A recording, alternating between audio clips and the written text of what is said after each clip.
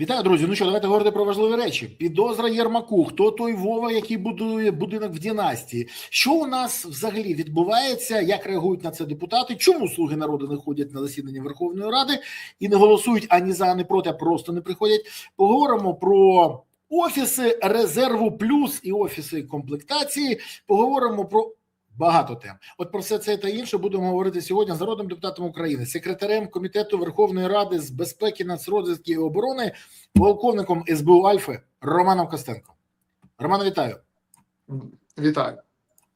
Романа, дивись, сьогодні вся Україна обговорює одну тему. І це, до речі, не посадка картоплі, хоча надважлива тема, а вручення підозри Єрмаку. Чи буде потім, згодом, посадка Єрмака, ми ще не знаємо.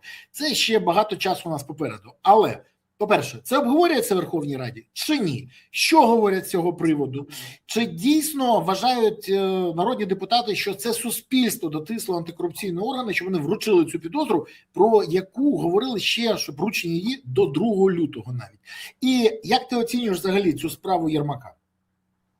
Звичайно, обговорюють, і практично на кожному кутку, коли ти йдеш, хтось між собою спілкується, і ти розумієш, про що спілкується. Тому що, наскільки ж всі розуміють, що Єрмак довгий час намагався впливати на Верховну Раду, і по факту та вертикаль, яка вибудована була, і та, яка, ну, по факту позбавила суб'єктності на той момент Верховної Ради, це була його робота, якою він займався, якою він намагався так утримувати владу.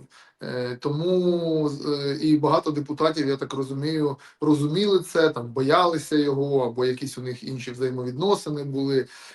Зараз всі обговорюють і бачать, що відбувається. Наскільки ця справа буде мати, скажімо так, завершення, як ти кажеш, у вигляді того, що там дійсно він буде відповідати, або там буде вирок суду, це ми побачимо, все буде залежати від тих доказів. Я думаю, що не всі докази ми ще бачили, що це тільки докази, які, як правило, дають на початку, щоб їх було достатньо, щоб, скажімо, довести до запобіжного заходу, а потім вже будемо дивитися більше в процесі, який буде відбуватись, є підозра, і це говорить про те, що вже буде йти далі розслідування, будуть далі йти суди, де доведеться прокуратурі доводити, що він дійсно, в чому там звинувачують, що він відмивав кошти нелегальним шляхом здобуті, а адвокатам, що це було не так, тому входять в процес. Чи буде це мати якесь логічне завершення? Ну, ми багато бачимо справ, які не мають логічного завершення, а тут це вже потрібно буде спостерігати. В нашій судовій системі дуже складно прогнозувати. Але те, що він отримав цю підозру, ну я скажу, що для мене це не було особливою новиною, бо всі розуміли і говорили про те і до цього, що те, що він її не отримав раніше, це була якась домовленість між деякими представниками влади, що не тоді, а можливо трохи пізніше. На основі чого вона там ґрунтувалася, ця домовленість, ну я думаю, ми дізнаємось. Згодом. А ще я погоджуюсь з тобою, що не всі докази оприлюднені. Більше того, відомо, що Єрмак був на цьому об'єктах неодноразово. Я скажу так, мені здається, що відомо, що Єрмак був на цих об'єктах неодноразово, і мені здається, що його фіксували як аудіо, так і відео. Більше того, мені не здається, а я впевнений, що про це відео знають. І тому багато хто ніяк не хоче коментувати і говорити, що це, наприклад, брехня, бо потім вийде відео і буде дуже цікава ситуація. Але це окрема історія. Мене турбує в цій ситуації, що, ну от відверто, це переходить в якесь відверто медійне шоу. А Єрмак зухвало заявляє, що це атака на нього і підозра тільки тому, що суспільство тисло.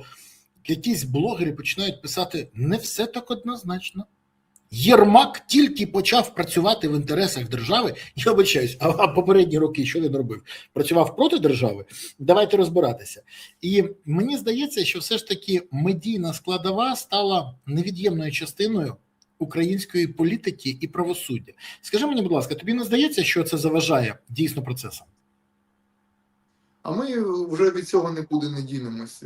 Тому і ми бачимо, що дійсно, і ми зараз не говоримо про Єрмака, Ні, ми про зараз все. говоримо взагалі про процеси, які відбуваються. І я бачу, що іноді дуже багато речей, які відбуваються, що наприклад, іноді там якісь процесуальні дії відбуваються, відразу їх там викидають в інтернет, люди про це бачать і вже говорять про те, що там людина 100% винна. Буває там навпаки. Але я вважаю, що це речі, от коли вже 100% є докази, там піймали на гарячому, да, це питання про те, що ти можеш там щось показати. Але часто я бачу, що в нас буває історія, знову ж таки, зараз не про Єрмака, ми будемо окремо, я думаю, про нього говорити, і всі ті речі, які там були зроблені, що було представлено, що в суді представлено. Ми конкретно говоримо, чи це добре, чи це погано стосовно процедури, які відбуваються. Я бачив, як там $1000 чи там $2000 розкладали там купюрами на полу, хоча у людей це було там задекларовано і показували, що от дивіться, ми знайшли $2000. І це вже, знаєте, також маніпуляції бувають певним чином. А буває навпаки. Тому тут потрібно, звичайно, правила, і як в країнах там нормальних, розвинених, що там люди, якщо людина винна, вона має відповідати, але людина має право завжди і захищатися. Це якщо ми в цілому візьмемо нашу судову систему і правоохоронну систему, бо бувають, звичайно, випадки, коли просто фоточок не роблять, а потім забудуть, справа навіть до суда не доходить, але всі думають, що людина вже там корупціонер. Тому так, звичайно, ця історія по Єрмаку, я думаю, за нею потрібно слідкувати, тому що оцей шлейф, він не можна сказати, що це вчора тільки сталося, тому що його ім'я звучало з самого початку, коли тільки були озвучені плівки Міндіча, і косвенно всі розуміли, наряду з тими особами, які там були, там потім вже почало звучати його ім'я, і всі ж розуміли, що він десь є. Тим більше, я думаю, що в Верховній Раді і в людей, які більш так пов'язані з правоохоронними органами, всі розуміли, що рано чи пізно це ім'я буде висвітлено, і що він точно, скажімо так, він точно дотичний до деяких процесів, до яких саме вже хай показує слідство. Я думаю, вони будуть це показувати, і на період слідчих дій і судових процесів, я сподіваюся, що їх там не будуть ніяк закривати, приховувати, щоб суспільство бачило і ту, і іншу сторону процесу, і щоб вони могли дати оцінку людині, яка от скільки років була при владі, по факту другою людиною в країні. Дивись, на своїй прес-конференції і НАБУ, і САП не підтвердили, але і що четвертий будинок – це будинок президента, але й не сказали, що це не його. Вони взагалі, скажімо так, уникнули відповіді. Це дуже неочікувана ситуація, тому що всі чекали, що нарешті ми дізнаємось, хто той Вова, хто той Андрій, ми вже знаємо. Бо там будинки для Вови і Андрія. Андрій зрозуміло, хто той Вова, бо варіантів дуже багато. Це може бути, наприклад, Вова Гройсман, це може бути Вова Кличко, це може бути, та там величезна кількість Вов, це може бути батько... Головне, щоб не Вова Путін. Йому будували будинок на Київщині, маю сумнів. А от батько Ніколи Пашиняна, прем'єра Вірменії, звуть Вова. І це може бути його. А ще це може... Да я знаю стільки Вов сам особисто, і кожен з них готовий сказати, що це його будинок, якщо подарують. Але якщо без всяких жартів, нам не кажуть про те, чий це будинок. А скажи, будь ласка, тобі не здається це дуже дивною ситуацією? Чи поки президент під імунітетом, нема сенсу підіймати цю тему? Ми не можемо стверджувати, але, знаєш, логіка у народу, вона є, і всі відразу охрестили Вова, і коли говорять Вова, всі ж з підтекстом для всіх зрозумілих про це. Ні, коли тим більше хто говорить? Міндіч говорить, Че Гевара говорить, Кумєра говорить. Тут такий секрет Полішинеля. Але, типу, ми бачимо, що НАБУ це не озвучило, і ну будемо чекати, можливо, це таємниця слідства. Хто там дійсно є, а можливо, вони якось це якийсь оперативний задум в них, тому можливо, якісь домовленості, не знаю. Але будемо дивитися. Може, ми чогось не знаємо, або ми чогось не розуміємо. Тому не будемо заважати слідству, як кажуть. Дивись, і останнє запитання по цим домівкам. Всі розуміють, чий це будинок. Всі. Але є один момент, який мене відверто бентежить. Те, що Володимира Олександровича нема в переліку тих, хто чиї ці будинки, Р2 знають, Р3 знають, Р4 знають.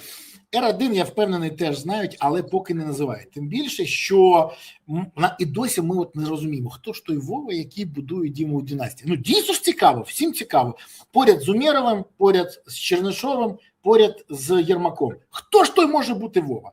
Так от, при цьому президент України не фігурує у межах досудового розслідування. Про це заявив Семен Кривонос, очільник НАБУ. Він додав, що існує розслідування щодо низьких виробників вітчизняного озброєння, і зараз тривають експертизи, але про президента ані пари з вуст. Скажи мені, будь ласка, чому тоді президент не вийде і не скаже: я вимагаю від НАБУ і САП назвати того Вову і зняти з мене підозри? Ну, це ж було б логічно, якщо він не має до цього ніякого відношення. Чи це тільки мені так здається? Ну, я думаю, що це треба питати в президента. Зараз питати, чому президент не вийшов, це виключно його справа. І я думаю, що президент же має імунітет зараз, тому логічно не може не бути ніяких розслідувань проти президента, навіть там Вова, не Вова.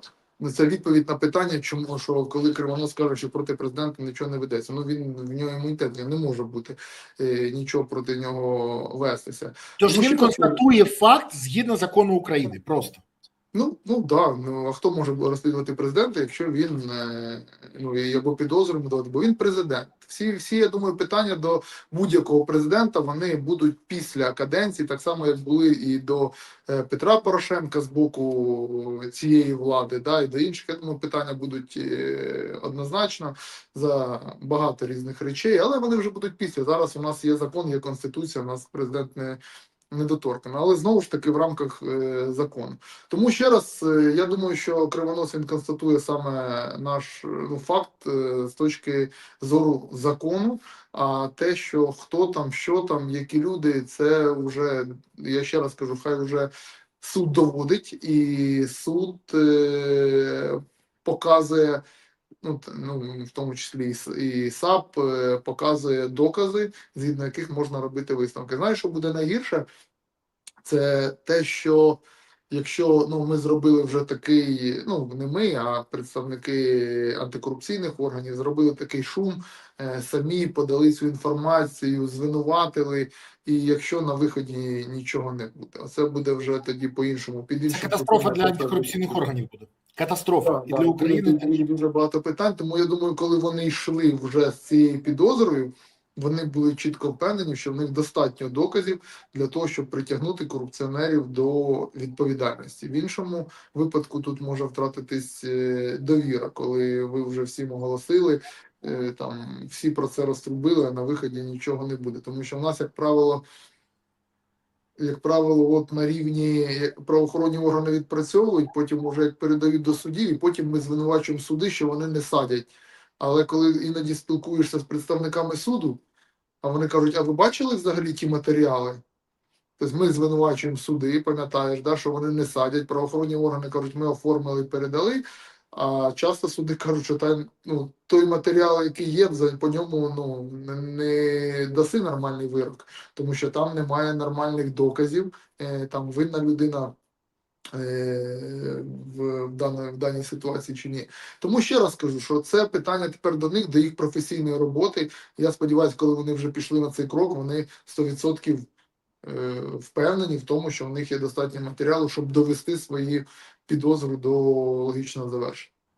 Ми всі на це сподіваємось. Це важливо, тому що репутаційна шкода, яка буде нанесена тоді НАБУ і САП, може взагалі підірвати антикорупційну боротьбу в Україні. І це всі розуміють. А корупціонери, до речі, цього тільки і чекають. Тільки і чекають. Друзі, а напишіть, будь ласка, в коментарях, що ви думаєте з цього приводу. Але ще, будь ласка, не забудьте підписатися, поставити вподобайки, прокоментувати і поширити відео. Головне, не забувайте писати, звідки ви дивитесь цей ефір, куди закинула вас доля, де ви чекаєте або наближаєте перемогу. Пишіть про це: місто, селище, країну, регіон. Це важливо. Я дякую вам за те, що ви активні і не пасивні. Дякую. А ще велике прохання. Напишіть зараз, от де звідки ви дивитесь, а потім уважно слідкуйте за наступним питанням, бо після нього хочу провести опитування. Дивись, я сьогодні зранку, верніше, відверто скажу, про те, що Єрмак повинен отримати підозру сьогодні зранку, я знав вчора. Я записав відео, яке виклав сьогодні зранку. Але я навіть його не переписував навмисно, тому що, щоб люди зрозуміли, що відбувається. Мені було це відомо. Але підозру він отримав вчора. І коли я запитав, чому, мені пояснили, що на Банковій теж дізналися про те, що підозра буде. Більше того, це викликало дуже болісну реакцію, і багато хто з експертів оцінює можливість атаки на НАБУ і САП за це, так як було вже раніше. Навіть прогнозують відсторонення очільника САП для того, щоб не було кому підписувати підозри. Генпрокурор це не може зробити, тому що згідно закону він не має права бути ознайомленим з правами, які ведуть НАБУ, тож паралізована вся система. Скажи мені, будь ласка, чи може відбутися атака на НАБУ і САП у відповідь з боку Офісу Президента як помста? Бо санкції як помсту ми бачили на минулому тижні. А зараз може таке бути? І якщо це відбудеться, то які загрози для України, наприклад, в міжнародних питаннях? Дивись, загроза буде дуже серйозна. Ми вже це проходили, коли намагалися через слух народу, через монобільшість знищити незалежність НАБУ і САП. Але якщо взяти ситуацію на зараз і мою точку зору, я думаю, що навряд чи вже хтось на це піде, бо навіть в Раді вже Банковій ніхто не довіряє. Вони вже неодноразово, навіть їх, попри те, що Рада там була готова виконувати, не Рада, давайте скажемо, Слуги народу, були готові виконувати будь-які забаганки, в тому числі і оце ганебне голосування по НАБУ і САП, і все рівно їх кинули. Їх всіх заставили переголосовувати, навіть візьмемо цинічну сторону цього питання. Звичайно, їм пояснювали, їм розказували, що не треба цього робити, вони там посміхалися, ми пам'ятаємо, аплодували, але потім нахилили голову і проголосували, слава Богу, назад, але їх Банкова змусила спочатку облити себе лайном, а потім знову другий раз себе облити, коли це все повертало. Це з точки зору такої. Тому навіть попри те, що це все там відбулося, якщо у Банковій буде велике бажання, а зробити це можна тільки за допомогою Верховної Ради, я впевнений, 99,99, що навряд чи хтось ще раз на це піде, тому що, ще раз кажу, Банкові вже не вірять і не довіряють, там, можливо, там хтось робить вигляд, але точно не довіряють, там навіть в особистих розмовах, що ніхто вже не хоче знову йти, вступати в цю річку, де їх знову зроблять винними, як і тоді зробили. Пам'ятаю, що президент не винний, от винна Верховна Рада, хоча я пам'ятаю той ранок, коли обдзвонювали всіх, і навіть, я тобі скажу, більше дзвонили і мені, і казали, можна... дзвонили мені, але дзвонили не слуги там, а дзвонили деякі люди і також говорили про те, що от давай, я сказав, вибач мене, будь ласка, друже, там я в ці ігри не граю, і там в мене питання там більш стратегічне. Я розумію, наскільки важлива ця інституція в цій країні, особливо там під час війни, і там мої особисті. Хоча в мене були деякі негаразди з НАБУ і САП з точки зору, то пам'ятаєш, з Арчером я відстоював позицію Арчера, потім по Нацгвардії. Ми там могли в обличчя з паном Семеном там говорити один одному, з чим я не згоден. І в мене було багато питань. Але це ми можемо з ним говорити, як він представник, там, керівник НАБУ, я як секретар комітету, бо я болію за ці підрозділи, за ці компанії, да, щоб вони були в Україні. Він там за свою справу антикорупційну, ми можемо про це говорити. Але це на рівні робочих моментів. Але коли ми говоримо за інституцію, ну, я свою позицію сказав, мені сказали, добре, дякую, поважаю твою позицію, і більше до мене по цьому питанню не зверталися. Але в той день обдзвонювали всіх і просили підтримати. Я тебе розумію. Більше А того, потім обдзвонювали заново і казали підтримати знову, але це виглядає вже по-іншому. Дивись, в мене теж є претензії і до НАБУ, і до САП. Наприклад, домовленості зі Злочевським, або те, як зливались деякі справи по Одеському аеропорту і багато інших. Є. Але ще раз кажу, це претензія до справ, це претензія до рішень, до процесуальних порушень. До інституції, я розумію, претензія не може бути по одній причині. Інституція – це люди, людей можна змінювати, і тоді функціональність і ефективність інституції буде кращою. Тому захист цих інституцій, я вважаю, так само необхідно. Але, друзі, як ви вважаєте, чи наш Володимир Олександрович Зеленський все ж таки ризикне і спробує збити очільника САП або щось там атакувати НАБУ, так чи ні? Наприклад, уявіть собі, він може атакувати, створивши якусь справу по очільнику САП, а далі цей орган без голови не зможе нічого робити. Тож паралізувати. Зможе чи ні? Напишіть, будь ласка, і навіть попри те, що це може збити 90 мільярдів допомоги, може збити. Попри те, що це заблокує наш шлях до Євросоюзу, може. То може це статися чи ні? Буде атакувати чи не буде? Напишіть в коментарях прямо зараз. Буде атакувати чи не буде атакувати? Це важливо, я хочу подивитися, кого більше. Буде атакувати Зеленський НАБУ і САП чи не буде? Ну, тим більше, що вони сказали, що по президенту нічого немає. Бо, згідно закону, не можуть по ньому нічого проводити. Це правда. Пишіть, це важливо. Дивіться. Але постає ще одне питання. Чи може після всього цього, що ми дізналися, Рустем Умєров залишатися на посаді секретаря РНБО та голови переговорної групи? Вже стає зрозуміло, чому він не отримав підозру в корупції. Він співпрацює зі слідством. Вже відомо, і це сказали представники НАБУ і САП на цій ж самій конференції, що він є свідком. А свідок, як відомо, отримує деякий імунітет, якщо він дає потрібну інформацію. В мене до тебе питання інше. Але чи може Рустем Умєров і далі залишатися на посаді секретаря РНБО після того, що ми чули в його розмовах з Міндічем, і залишатися головою переговорної групи після того, що ми все дізналися?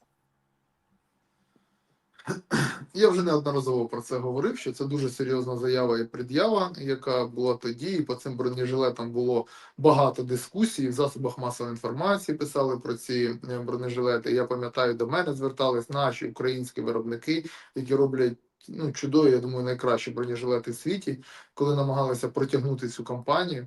І я також, мені задавали питання, я телефонував голові комітету, я телефонував в АОС, я телефонував в Міністерство оборони, кажу, що у вас там відбувається?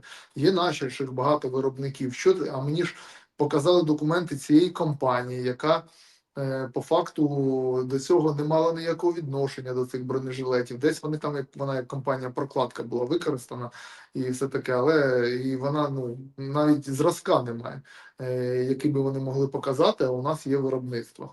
І тоді це питання, воно так довго обговорювалося. Я скажу тут питання, яке ще відбулося в Міністерстві оборони, що тільки не прийняли його, ці бронежилети, через позицію людей, які на той момент були в підрозділі, це Центральне управління якості, на той момент, яке ще було створено Марченком свого часу. Там є центральне управління, є управління розробки і управління якості. І вони все це створювалося Марченком свого часу для того, щоб генерал Марченко, ти його знаєш, для того, щоб погані речі, неякісні, не попадали в до Збройних сил України, в Міністерство оборони. І от оця інституція, ця установа, оці управління, і тримаючись на бійцях, які там зараз є, вони не допустили того, навіть попри тиск зверху, вони не допустили того, щоб ці бронежилети були прийняті. Бо були тоді ще при Марченку продумані такі процедури, які можуть захистити людей, там і експертизи, і повністю протокол процедур, що вони можуть сказати, дивіться, вони їх не виконують. Намагалися там за день чи за два переписати ті тески, але не так просто все зробити. Інституція була збудована, реформа була зроблена, але що зробили після цього? Після цього зробили те, що як оце питання з бронежилетами закінчилось, вони були при Міністерстві оборони, ці органи, а потім взяли ці органи і передали їх до Збройних сил. Туди в командування сил логістики для того, щоб, я не знаю, наказання, мабуть, що вони тоді не пішли на співпрацю, але ці органи зараз швидко передали туди. Тепер вони там, і ті, хто там в них служать, кажуть, що це нонсенс, коли підрозділи, які і розробляють речі, і їх використовують, і їх приймають, всі знаходяться під керівництвом одного органу, це Збройних сил України, а не міністерства, яке має визначати все це, як було раніше, і було правильно створено. Тому я не знаю, як вони зараз будуть з цим розрібатись, можливо, у Михайла Федорова буде інше бачення, правильне.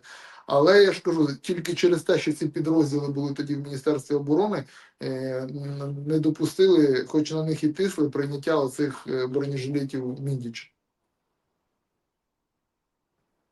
До речі, хочу сказати, що по Марченку справу зліпили миттєво.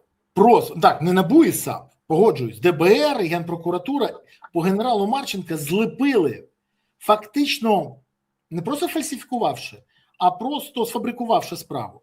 А тут, от якби дуже довго ми спостерігаємо цей процес. Подивимося, що буде далі, але питання в тому, що про те, що Умєров замазан в корупційному скандалі, пише вже західна преса. Якщо я то і відповідаю, щоб не сказали, що я не відповів на питання твоє конкретне. Я розповів, як воно все там було, коли вони там тисли на цих людей, щоб вони мали там прийняти, тому що ж пам'ятаєш, як ми бачили на плівках, що там мільйони і все таке, гроші ж важливі, да, життя не важливе.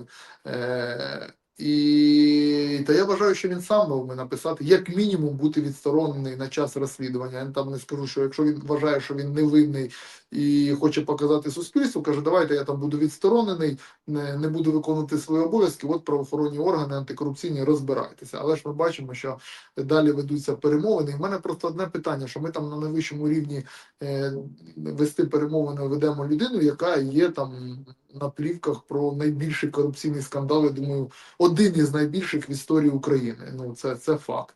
Тому тут, звичайно, для того, щоб тримати свою репутацію, потрібно приймати тяжкі рішення і президенту, і, зокрема, фігурантам. Романа, дякую за цю відповідь. І я сподіваюся, що люди, як мінімум, почнуть аналізувати ситуацію, згадувати, що було раніше, і вимагати, щоб закон був понад усе. Дивись, але от хочу поговорити і про твої інсайди, які ти теж озвучував. Ти казав про те, що у нас будуть зміни і ТЦК можуть переназвати на офіси мобілізації або офіси резерву. Міноборони повідомляє, що планує реформувати ТЦК в офісі резерву плюс. Я вибачаюсь, цей плюс вони якби от як Федоров запустив це в електронному вигляді, так і зараз. І частину функцій хочуть передати поліцію. Команда Міністерства оборони в рамках цієї реформи пропонує два напрямки роботи: офіси комплектування та офісу супроводу. Перше відповідатимуть за облік військовозобов'язаних, рекрутинг, мобілізаційні заходи, зокрема через публічні точки набору та спеціальні хаби для оформлення добровольців і призваних. Це фактично і є те, чим займається зараз ТЦК. А друге, там перевірятимуть документи, проводять ВЛК, оцінюють психологічний стан. Скажи мені, будь ласка, від перейменування щось зміниться? Це перше. Скільки часу займе реформування та переоформлення? Бо коли комісаріати, пам'ятаєш, військкомати переоформлювали на ТЦК, це навіть не півроку і не рік затягнуло на часу. І це точно допоможе вирішити проблему мобілізації? Питання в тому, що я ще не бачив офіційних заяв. Те, що ти зараз цитуєш, наскільки я розумію, це з того, що була остання стаття «Української правди». Це ж не була заява Міноборони, якщо я не помиляюсь. Бо я не бачив, щоб саме це коментувало Міноборони. Міноборони взагалі зараз нічого не коментує. Вони зараз так взяли тишу, і всі навколо там, кого є інформація про це говорять. Людям це не те, що цікаво, у людей це болить, тому що вони розуміють, що там є деякі проблеми, і вони розуміють, як вони хочуть розуміти, як вони будуть жити далі. Але Міноборони це не коментує. Вони там взяли якусь паузу і пішли з цим працювати. І ми не знаємо, що на виході є. Те, що було написано в статті Української правди, там, ну, скажімо так, це те, що дійсно та інформація, яка була і в комітеті, і я знаю, в інших місцях, там журналісти мені деякі розповідали, що да, от це планується. Але ти тут правий, що те, що планується, і те, про що писали, якщо ми не беремо там доплати, а беремо якусь реформу, ну, типу, називаємо це реформою Міноборони, воно не призводить до якихось там змін. Взагалі, я б не назвав це реформою.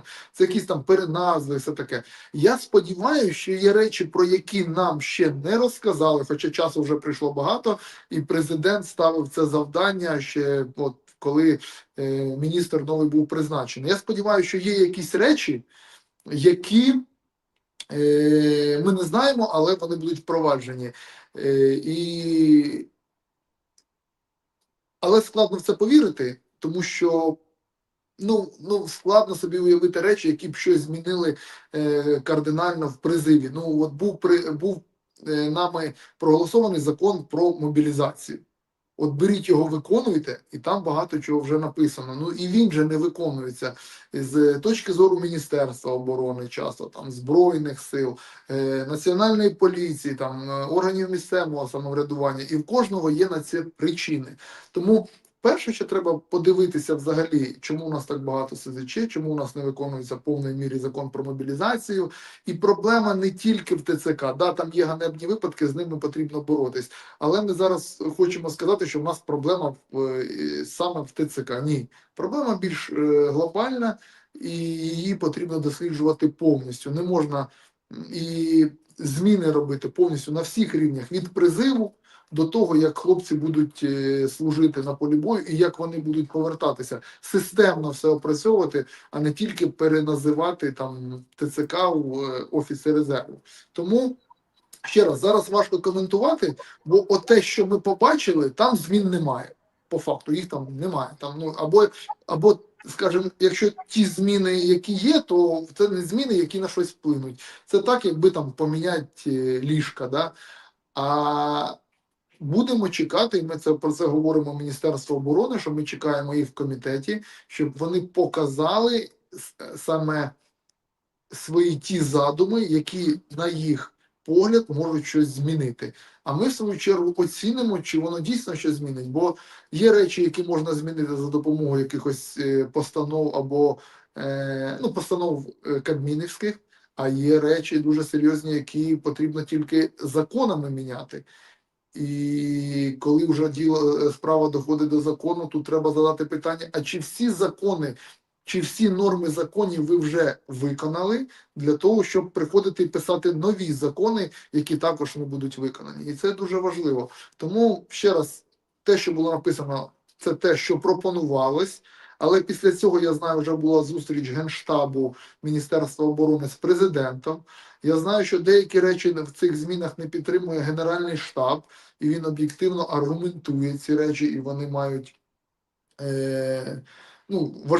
серйозні аргументи, залізні.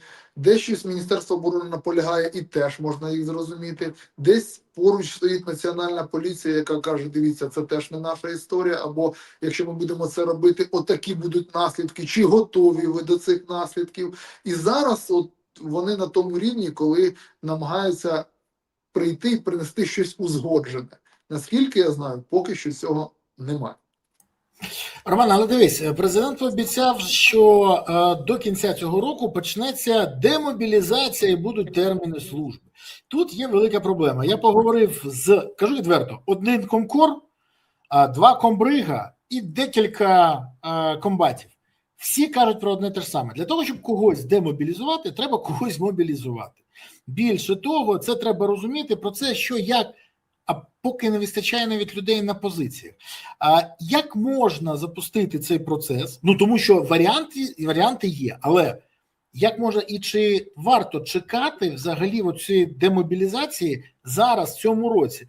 Ну, тому що я поки від всіх, хто воює, не чув про те, що є така можливість. І вони кажуть, що це виходить, нам знову брешуть, знаючи, що брешуть. А головне, і це велика кількість людей дратує, що з людьми поводяться як з дурниками. Ну, там, говорять, пообіцяли 3000 ракет, пообіцяли блекаут в Москві, це таке. А тут пообіцяли демобілізацію. І її немає. І термінів служби, до речі, теж немає. І мені звернули увагу військові, що уряд брав на себе зобов'язання затвердити їх більше, ніж рік тому. То скажи, будь ласка, чого чекати? Да, ми зобов'язали уряд, коли ще приймали закон про мобілізацію, але уряд так тихенько. Ну, тут більше Міністерство оборони мало це все розробити, але Міністерство оборони це не розробило на той момент. І от під цю історію в них було придумано питання контрактів, які були придумані ще при міністру Шмигалю. Зараз нинішній міністр також їх взяв і намагається їх якось довести до кінця. Тема зрозуміла, не зрозуміло одне поки що, де на це взяти кошти. Ну, і це головне. Тому що минулого разу, коли ще був попередній міністр оборони, ми задавали це питання заступнику міністру, і там були розведені руки, тоді ще не розуміли, де взяти кошти. Зараз я сподіваюся, що певна сума коштів може бути виділена з тих, які нам будуть надавати наші партнери, якщо вони дозволять, тому що це кошти, які мають там цільове призначення конкретне там на озброєння, на якісь речі на соціалку, чи дозволять вони нам на підвищення зарплат. Це вже питання до Мінфіну, до уряду, як вони домовлялись про ці кошти. Ти ж розумієш, що дуже часто депутатів від «Слуги народу», від монобільшості змушують щось голосувати, якісь речі, які з нас вимагають наші партнери, щоб дати нам якісь кошти, а часто нам не кажуть, на що ми будемо це витрачати. І це дуже погано, чому опозиція часто не підтримує цих рішень, бо ми не розуміємо, чому ми себе десь там обмежуємо, або ми десь якісь стандарти не дуже які підходять для наших людей, ми їх впроваджуємо, не знаючи, що буде для наших людей, там, які нам кошти дадуть, або які кредити, і як покращиться життя громадян. Тому тут важливо вже дізнатися, чи будуть кошти на це, і це питання до уряду в першу чергу. Ну і, звичайно, потрібно робити терміни служби, але ми маємо бути реалістами. Те, що зараз дає можливість яку влада, там різні контракти, мінімально рік, але це тобі цей рік там тобі не буде давати відсрочку. І там зараз вже я бачу, а через 2 роки ти будеш мати відсрочку. Я вже бачив нову схему, де ти можеш на рік підписувати контракт, і кожні 3 місяці твоєї служби на БРках, назвемо це, на передній лінії, на лінії зіткнення, дає тобі місяць відсрочки. От ти там рік провоював, от там 12 місяців, розділи його на 3, там 4 місяці ти можеш отримати відсрочки, що тебе не будуть призивати. Там 2 роки провоював, назбираєш більше, але обов'язково в бойовому розпорядженні. По факту, щоб заробити рік відсрочки, тобі треба 2 роки відслужити. Да? І тоді ми говоримо про те, що терміни служби у нас по тому задуму, який зараз є від Міністерства оборони, то від моменту впровадження в тебе буде мінімум рік, коли ти зможеш там 3 місяці відпочити, або 4 місяці. Знову ж таки, щоб всі розуміли, що це не термін служби буде не такий, що ти відслужив рік, і ще рік плюс, і тебе вже про тебе забули. Ні, це ти візьмеш собі право, наскільки я бачив останнє, те, що там Генштаб розсилав кожні 3 місяці, місяць відсрочки, ну, буде тебе 4 місяці, після цього тебе знову призвуть. І так далі. Тому тут, але це все знову ж таки, Міністерство оборони поки що мовчить. Те, що ми бачимо, це те отголоски або уривки напрацювань, які до нас доходять або через наші канали, або намагаючись тестувати суспільство, де щось тестує Генеральний штаб, розіславши це в війська і говорячи з командирами, але остаточної версії, ту, яку має затвердити обов'язок, має такий обов'язок затвердити Міністерство оборони і подати це на розгляд, поки що немає. Ми від них чекаємо, як і все суспільство, яке що напрацюється і з точки зору ТЦК, і з точки зору термінів служби. Друзі, велике прохання до вас. Якщо ви додивилися вже сюди і слухаєте все, що відповідає пан полковник і народний депутат одночасно. До речі, це твікс просто ідеальний. Поставте вподобайки, не забудьте, це важливо, щоб інші теж дізналися про це. Поширте це відео, підпишіться і прокоментуйте. Напишіть, що ви думаєте з цього приводу. Напишіть, наскільки вирогідно ви оцінюєте цю ситуацію. До речі, питання грошей – це питання просто в яблучку. І тут я дуже вдячний тобі, що ти не боїшся підіймати це питання, тому що всі замовчують. І навіть, скажіть правду, нема грошей? Ні, бояться про це казати. Поставте вподобайки, підписуйтесь, коментуйте і пишіть, звідки ви дивитесь цей ефір.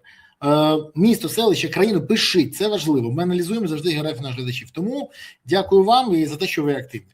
Але, пане Романе, скажи мені, будь ласка, от контракти, які обговорювали з тими ж саме 400 тисяч на ЛБЗ, те, що ти кажеш, багато хто з військових каже, так у нас зараз рахуються тільки ті дні, коли я взлітаю. Якщо погана погода, якщо, не дай Боже, ми під обстрілами, я не можу взлетіти. Мені це не зраховують. Я знаходжусь на позиції, нікуди не діваюсь, але ризикую життям кожен день, але мені це ніхто не зараховує. І багато хто боїться, що ці 400 тисяч, які обіцяє президент на лінії боєзіткнення, стануть такими ж саме. Ти повинен, окрім того, що зробити щось там прописано, ще бути обов'язково в малинових штанях, берці в тебе повинні бути тільки лоя і тільки оліва, і щось можна ще вигадати. Скажи мені, будь ласка, чи є загроза такого? Це перше, це військові питають, а друге, гроші на ці 400 тисяч є, бо це 8 тисяч євро, майже 8 тисяч євро на місяць. Такі гроші в бюджеті хіба є? Давай ми просто це розіб'ємо з самого початку. Да, у нас можуть робити презентації, у нас можуть відразу показувати і кидатися максимальними цифрами, які типу може заробити військовослужбовець. І тут ти правий, що не всім платять ці перші 100 тисяч, які за передню лінію, які були з самого початку війни практично. В деяких бригадах, я вважаю, правильно роблять, що якщо ти знаходишся в районі ведення бойових дій і ти там, як мінімум, на глибину бригади, навіть якщо ти не вилітаєш, але ти ж на місці, ти під загрозою враження, то в цьому районі ти маєш отримати свої 100 тисяч. Навіть в той день в деяких бригадах це розуміють, платять, а в деяких, яких бояться, що потім прийдуть правоохоронні органи, роблять конкретно за те, коли людина працює. Але людина, якщо навіть знаходиться в районі, вона працює, тому що ворог знає, що вона там знаходиться, і тільки тому ворог або не йде такими темпами, тому що ця людина там присутня, готова в будь-який момент вступити в бій. Тому я ж кажу, що я вважаю, що таким людям потрібно платити. Часто командири платять по дню, який там вони безпосередньо працюють. Це щодо 100 тисяч. Далі ми маємо ще 70 тисяч, які якийсь колись анонсував президент. Оці 70 тисяч, вони платяться також по дню. Це для тих, хто на глибину роти, якщо я не помиляюсь, там знаходиться безпосередньо на лінії бойового зіткнення. Але як вони платяться? Ти маєш насобирати 30 днів. В цьому місяці, в наступному, якщо ти насобирав 29 днів, тобі ніхто нічого не виплатить. І, наприклад, ти насобирав 29 днів, будучи на передньому краї, на глибини роти, бився кожного дня, там стримував противника, але потім на 29-й ти поїхав в ППД, або тебе вивели, ти не отримаєш їх, доки ти там через півроку або ще хоча б на день не вийдеш, щоб оці 30 днів закрити. Тому я вважаю, що це також неправильна статистика, неправильне ведення, тому що людина, яка отслужила хоча б 5 днів, вона має в кінці місяця закрити і по цьому вже отримати ці кошти. Бо я знаю багатьох людей, які там були на передньому, потім їх перевели в літуни, і у них там ці дні накопилися, їм ніхто не виплачує, кажуть, от так, давайте йдіть на передній край, вони там і готові, у нас посади вже інші. І це є проблема. Тому оці зараз 70, і наскільки я знаю, оці 70 зараз перетворяться в 160. Просто будуть так само їх виплачувати, але вже 160 більше буде. Що стосується цих 400 тисяч, це малась на увазі історія, коли ти отримуєш там 40 тисяч в день, до прикладу, да, за штурми. Це там от 400 тисяч, кажуть, можеш отримувати.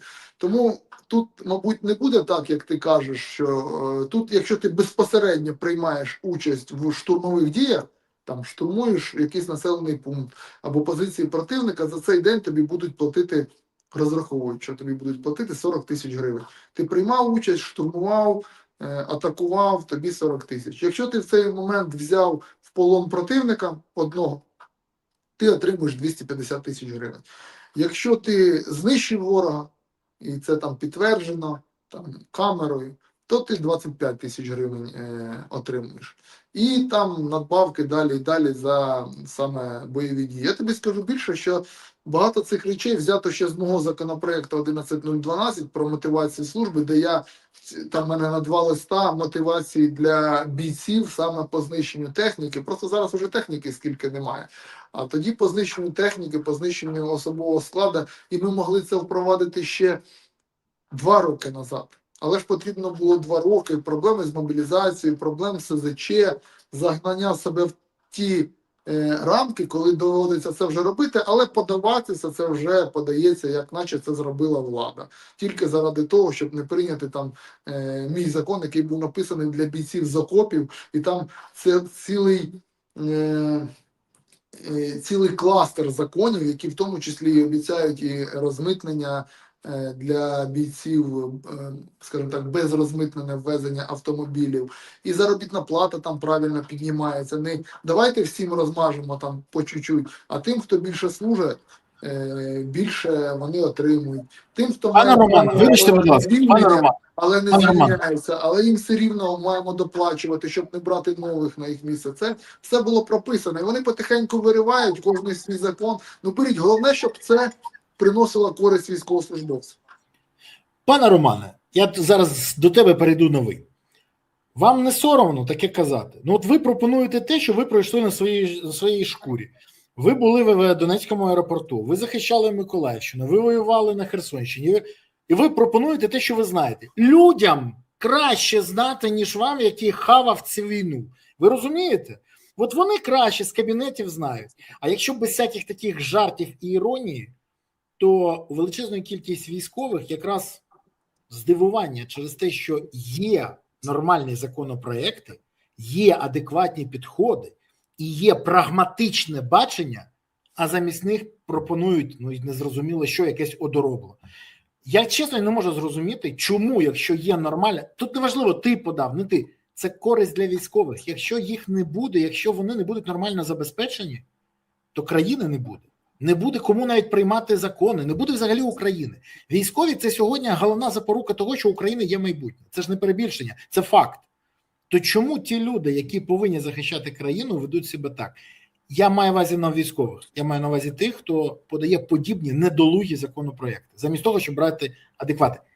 Ром, я не знаю, я тобі кажу, як є. От я просто не знаю, я в розпачі через це.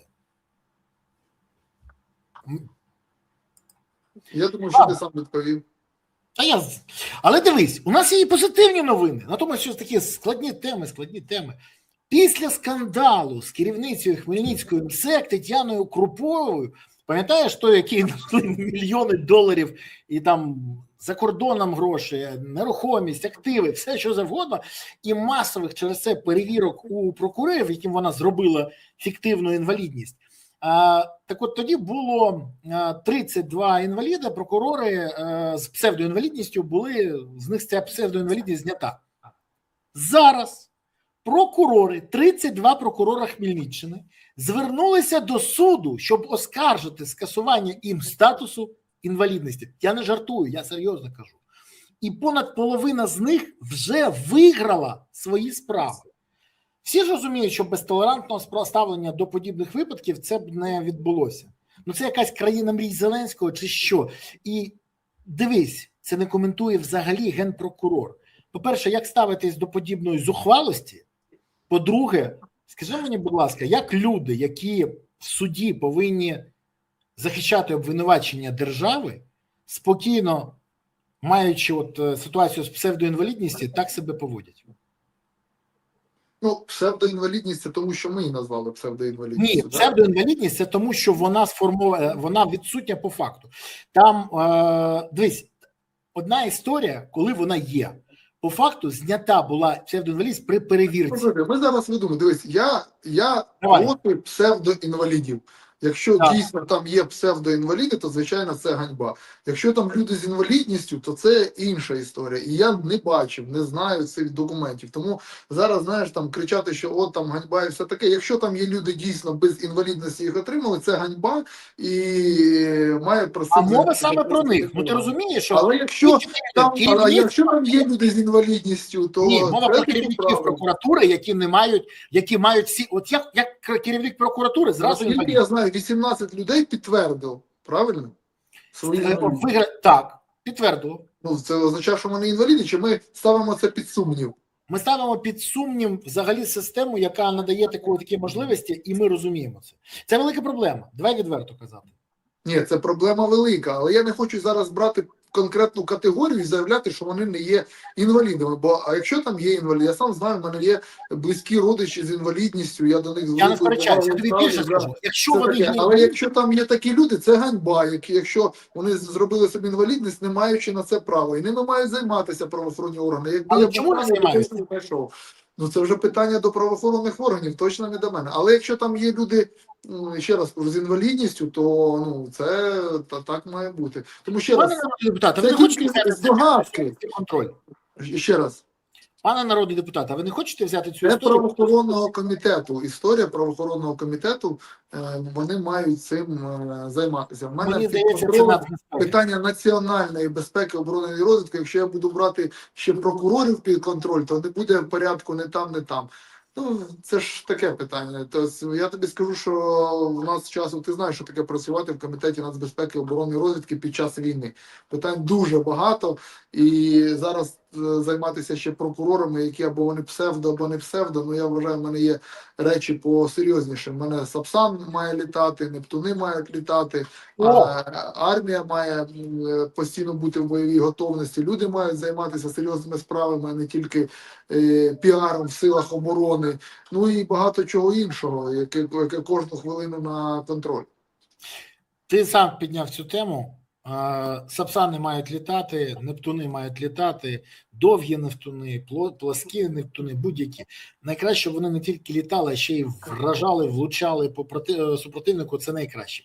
В мережі зараз регочуть з фрази міністра Федорова, бо він заявив, що Україна на сьогодні вже має ракети, дальність яких схожа на німецький Таурус.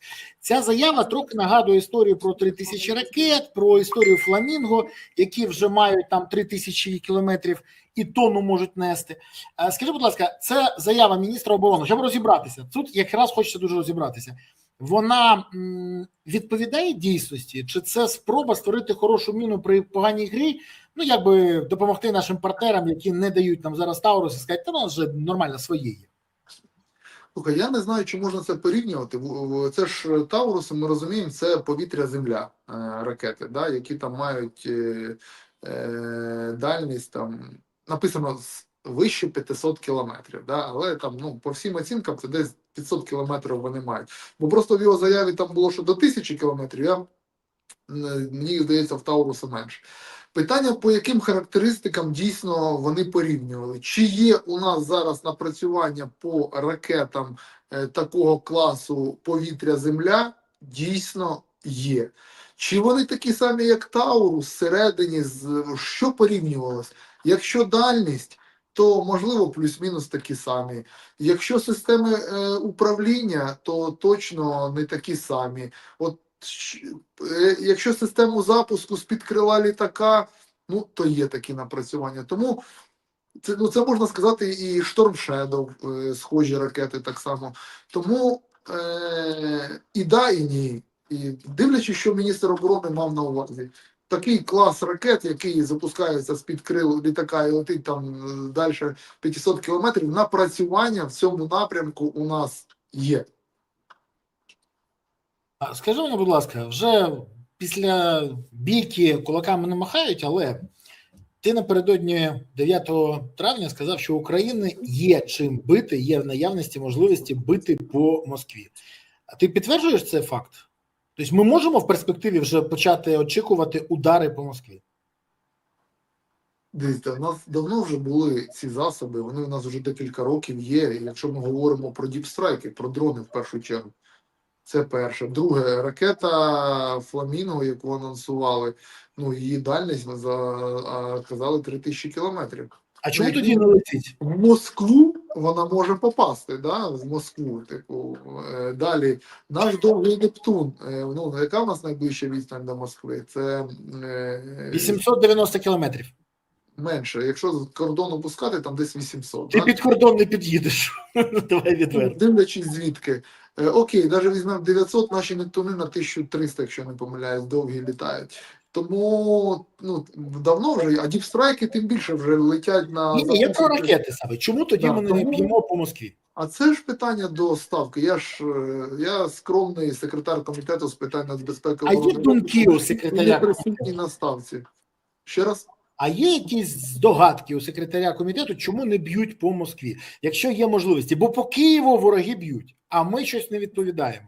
Це треба питати в ставки, які в них. Ну і ти ж розумієш, що Москва в нас саме захищене місце взагалі в світі зараз з точки зору ППО. І я думаю, що можливо ми не маємо стільки багато засобів, щоб їх просто витрачати туди. Да. І я думаю, що можливо, і це правильно було б з точки зору саме тактики і стратегії, це вирухувати не конкретно, знаєш, там політичні, по чому бити в Москві, там по Лубянки, по яким заводам, там по Кремлю. А питання тут же, який ми будемо мати на виході результат. Коли горять, до прикладу, порти, коли горять російські нафтопереробні заводи, коли горять і підриваються їх заводи, які роблять і вибухівку, і взагалі зброю, я думаю, це набагато ефективніше, ніж там окремі удари або намагання вдарити, бо ще раз кажу, Москва захищена, намагання вдарити по столиці Росії. Тому, я думаю, тут є пояснення. Але, бач, вони боялися і розуміли, що в нас є чим. Не просто ж так вони просили Трампа, щоб ми не били по Кремлю і по Червоній площі. Ну, до речі, ти бачиш ситуацію? Ми не били, а обміну досі немає. Ці покидьки знають наше болюче місце і тиснуть на нього. І це наймерзотніше, що тільки можуть вони робити. Бачиш, наші говорять, що під цим обміном Трамп підписався. Подивимось. Я розумію. І це ж буде питання в першу чергу домовленостей. Дивись, я критикую Зеленського за те, що він має на це відповідальність. Тут я розумію, хто був гарантом.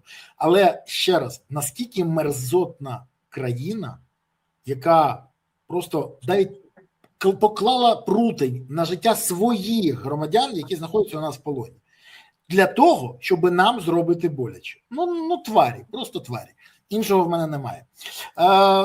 Пане Романе, запитання, яке не міг не поставити після сьогоднішнього дня. Давай відверто, ми з тобою, коли зізвонилися вчора, я сказав, я не вірю, що будуть голоси за ці законопроекти, бо я спілкувався зі слугами, і не тільки зі слугами.